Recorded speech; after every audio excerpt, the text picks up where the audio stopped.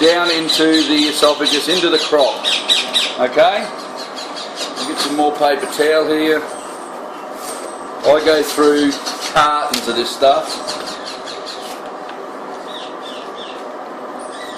And that's a feeding board. It looks a bit rough, but it does the job. Okay? Load your syringe up. It's as simple as that. Clean it off a bit. And before I feed it, I dip it in there. Right? And the idea of that, dipping it in the food, is the chick tastes that and will swallow it down. So let's see if we can get this chick to feed. And I just simply, one hand cupped over the bird, and we live in a very hot tropical climate, so we don't have a heat lamp over the birds. If you're in a lower than subtropical temperate climate, or even in a semi-arctic climate, you know, like northern hemisphere, middle of winter, freezing cold outside, you'd want a heat lamp over the chicks. But at the moment it's 32 degrees here in the bird room. So just take the chick, just gently hold the chick with the thumb and forefinger. The chick's not feeling. Now, what I do is I take these fingers, like that, with the thumb, so you've got those fingers, and this one's a director. Hold it there. Now just put it in there. See there? That chick has actually swallowed that syringe, and he's not uncomfortable. And just gently. Now, a chick of this size is taking 10 mils of food, of Hagen's Tropicana. That's what we use. The only other food that we recommend is KT's. It's a little bit more expensive for us because of the freight component, but it's a fabulous food as well, and I love Hagen's. People can argue and complain about it. I can't see why. I've hand-reared nearly 9,000 babies on it, and I can't complain about it. And I've hand-reared everything from zebra finches through to green-winged blue and golds, scarlet macaws, Amazons, African greys. So this is another little chick, a little bit more developed. Okay, load the syringe up again, grab the little guy, again, fingers over the wings, and with conures particularly you need to do this. You need to hold the head fairly, not rigid but firmly, because conures will beat you to death with their wings. They are so aggressive feeders. Now just take this little guy, and on the side of their beak, some birds are tip feeders, some birds are side feeders. You just touch that tip, the side of the feeding pulp, and see, he starts to vibrate. That's a feeding response. Just gently slide back, and then just slowly feed him, and he's done. Some of the bigger birds, like this guy here, who can't wait to be fed, okay, he knows what it's all about. So all I'm going to do is just direct him this way. There he goes, see? Now you don't even have to put it down, you can just squeeze it in there and he will swallow it. You do not have to put the crop needle all the way down the throat if you don't want to. I just do it because it's habit, and whether it's a good habit or bad habit, don't bother contacting me because it's just the way that I feed them. See, feeding response, it's only in just past the buccal cavity. It's not right down in the crop, and that's it. That bird's fed.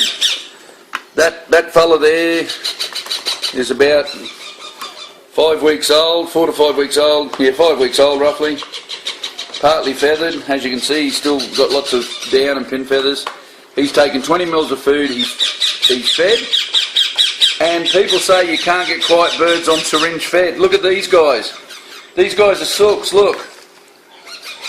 They're absolute sooks. It's a myth that you need to use one of these things to keep a bird quiet. It's all in in the way you do it. And I'm doing 90 plus birds at the moment, and they're all like this. The only ones that are really crazy are the ones that once they're weaned, these guys go out into holding cages and they sort of revert back to being, if they're not handled every day, they revert back to being a normal Indian ringneck that goes on to breeding. So I'll just quickly run through a few more without yapping on too much and get these guys sorted. Okay, so it's just a matter 10 mil. See, vibrate. Yeah, take your head. And as you can see, if you see the lump in the side of the throat, that's just gone past the buccal cavity. See? A bit of a head shake. It's just there, where the top of that finger is. And that's all you need. And that's the other thing I go through heaps of, tissues. They're fed, that's fed, that's fed, that's fed, that's fed. Okay, that's 6 chicks fed in a few minutes. Okay, here's a big box, and these guys get taken out of these tubs, put into big box brooders. They're only brought in these containers to be fed. So for anyone who doesn't think I've got enough bedding in there, that's tissues, because they like to snuggle up into it. And it's simply vibrate. He swallowed that. If you keep watching, he's already fed. That's what I've done before. Turn him around. See, just slightly in, it's not going all the way, and that's fed. Look, how simple is that?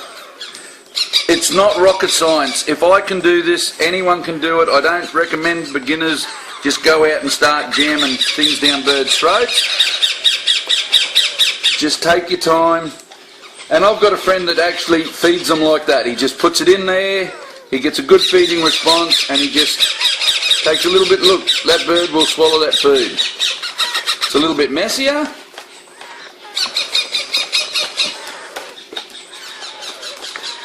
See, just the top of the syringe is just in past the jowl there.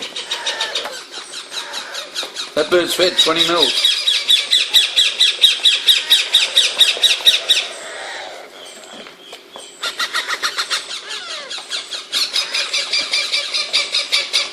Sometimes I'll regurgitate out. Just use your finger to clean it off.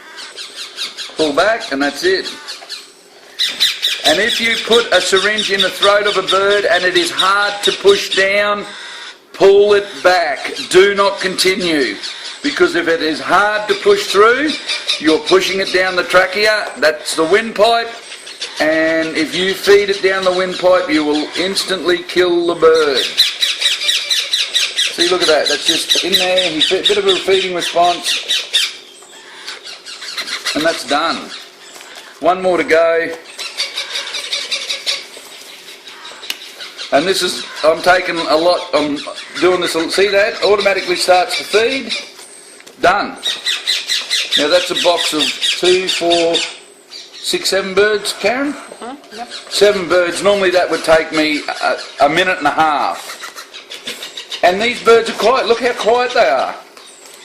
These are not crazy ringnecks. You know? Look at these guys. These guys are what I call head bobbers.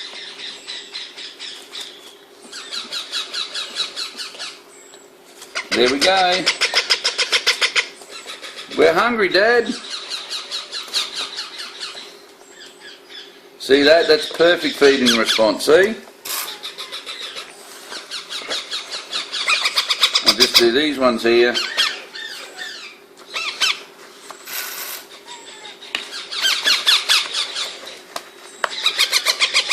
Yep, chum.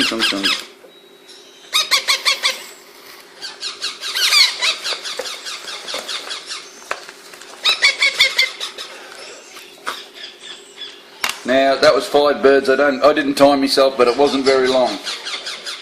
Take up here. So again, use a soft Teflon feeding tube, a nice syringe, blood temperature food, so 30 37, no hotter than say 39, and you'll be right.